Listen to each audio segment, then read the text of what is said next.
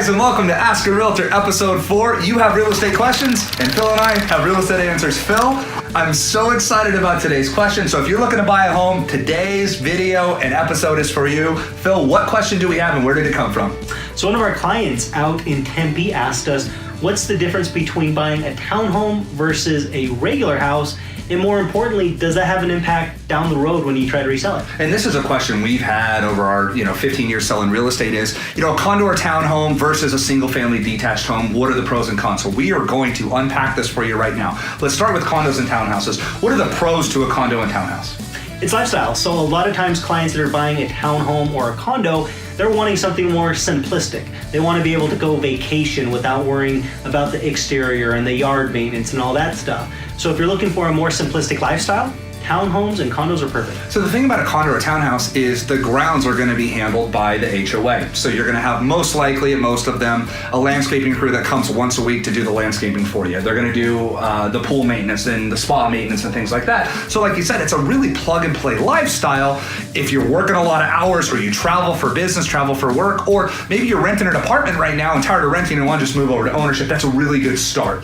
Now, those are the pros, which is great. Trust me, I've lived in a condo. I miss it. Where you can just walk out to the pool, barbecue, and you're done, right? Nothing to clean up. I love that lifestyle. But what are the cons to a condo or a townhouse? The HOAs are going to be higher. So a lot of times, and again, this depends on the community, they can range anywhere from $100 to $400. And some of them include exterior maintenance, some of them include the lawn care and all that fun stuff. But the HOAs will be higher. The yard sizes, if there is any, will be a lot smaller. And of course, you're typically going to be sharing a wall. See, that's one of the biggest cons I hear is people with pets. We rescue dogs. I have 3 rescues. My dogs are my family, right? And so...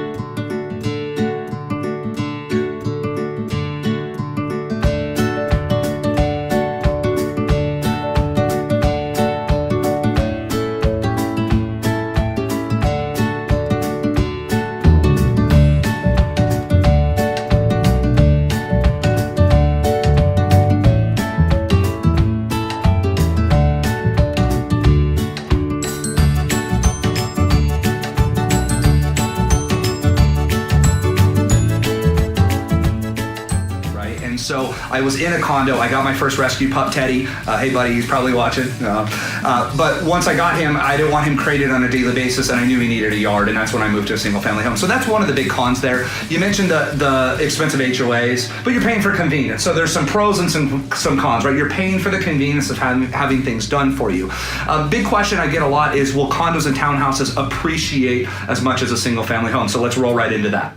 So there's 2 things to look at on the appreciation. Obviously, the trump card is always location, sure, regardless if it's a townhome or if it's a single family. But rest assured, there's audiences for both. There's going to be an audience that wants a simplistic lifestyle, but then there's going to be an audience for people that want regular homes. Either way, you're safe to say that typically single family homes will appreciate a little bit more just because the audience is larger. So let's dive right into that then. So we just looked at pros and cons of a condo or a townhouse. What would the pros and cons then to be a single family detached home? Well, you obviously get a larger yard, sure, and typically you're going to get a little bit more space, but you're not sharing a wall. And that's a big deal for a lot of people because they don't want to be so close to people. Especially those parties you throw late at night with all the music and stuff, that's, right? That's probably the biggest pro, right? Yeah, and you're going to have a lower HOA. Mm-hmm. Single family homes do have HOAs, but they're not typically as expensive as a condo or townhouse because you're doing your own yard maintenance, you're doing your own pool maintenance and landscaping, but then you're going to pay for that too, yep, right? You're going to pay for that in chemicals for your pool, or if you're doing your landscaping or you're paying a landscaper, it kind of balances itself out when it comes to that. Plus, the exterior maintenance on a lot of the townhomes and condos are covered by the HOA, which is nice, and even some of the roofs. So, obviously with a single family home, you're responsible for the roof and any exterior maintenance that might happen, like paint and stuff like that. Sure. So the pros, obviously, to a single family home, you can get the size too. A lot of condos, typically, 2 to 3 bedrooms is kind of par for the course, right? Where a home, you can get 4, 5, 6 bedrooms. Exactly. Yeah, so probably better for somebody with a larger family that needs a space and has a couple puppies to run around the yard. And they want a little bit more privacy. Yeah. So, any final thoughts on the condo townhouse conversation versus a single family home? I always tell clients this: it's based off your lifestyle. Yeah. And if you're looking for a low maintenance lifestyle, we have a lot of snowbirds, a lot of people that, hey, I'm out of state a lot, or I travel a lot, or hey, when I get home from an 80-hour work week job, I don't want to deal with anything. I just want to walk in and relax. That's a good point. Or maybe you're watching this too, though, and maybe you are renting an apartment, and you can transition to homeownership very similar to what you're paying in rent. So a lot of times, if you're maybe a first-time home buyer, maybe a millennial just starting out, a condo or townhouse might be a good entry level for you because they're going to be a little bit less expensive than a single-family home. But it's always good. I mean, a home's great too. It just really depends on your personal needs and preferences. Exactly. That's what I always say. It's your lifestyle. And at the end of the day, there's an audience for both, regardless of, on the resale side. Yeah, so if you guys are looking to start that home ownership process, whether it is a condo or townhome or a single family home, what we do for all of our clients is actually what we call a home buying consultation. We walk you through the 12 steps of buying a home. But this is where we outline your musts versus wants in a home. And we after 15, 20 minutes, can determine with you whether a condo or townhouse or a single family home is going to be best for you. So if you guys want to do that, just give us a call below. 480-305-6655 is the main line to the office. We'd be happy to help you out and go over this conversation during your home buying consultation. Phil, episode 4 in the books, condo townhouse versus single family home. This was a fun one.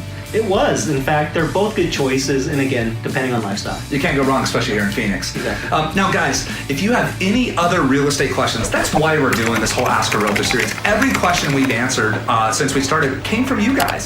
So if you have any specific questions, Phil and I would be pumped to answer that on upcoming episodes. So just send us a direct message or comment below, and we will actually include your question on an upcoming episode. Also, don't miss an episode. You can subscribe above or subscribe below, so every time we launch a new episode, you guys get notified of it. But guys, thank you so much for stopping by episode 4. Like we said, we're having a blast doing this, and you guys have a great day. Take care.